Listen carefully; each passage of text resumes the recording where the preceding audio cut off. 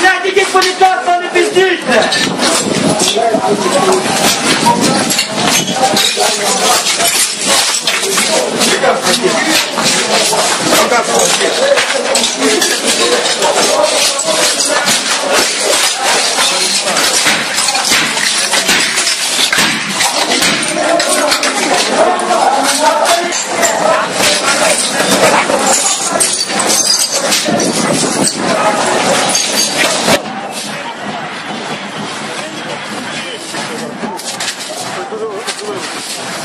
Що сталося, коли була перша атака Беркуту?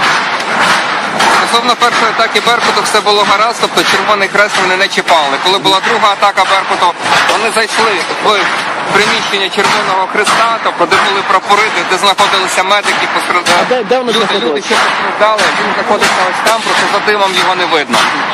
Ось. І просто в наглу закинули, розбили вітрини працівники Беркуту, не внутрішніх військ, саме працівники Беркуту, 6 чоловік. Закинули шумові гранати і кинули потім газ. Після цього ми змушені були тікати. Всі медикаменти залишили там. Просто ми навіть не могли подумати, що таке могло бути. Що, не зважаючи діяльність Червоного Хреста.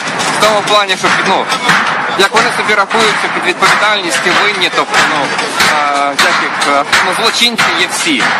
І медики, і преса, і звичайний народ. Це було свідомо зроблено. Це був свідомий жест з боку Я показую працівників Червоний Беркуту. Хрест, я йому показую. Він мене А йому стрельнули в ногу. Потім він стволу пустив рукав, швальнув мені в ногу. А покажи, куди стрельнули. В ногу стрельнули, в бік. Мені нормально, в мене є захист. Але це був постріл, просто це що робити. При цьому я вам показував руку так, я нічого, де пацан, наша пацана забрав. Де він є? Іди отсюда, іди отсюда, іди отсюда, блядь. Ствол першим писок, потім в ногу. Свідомий постріл.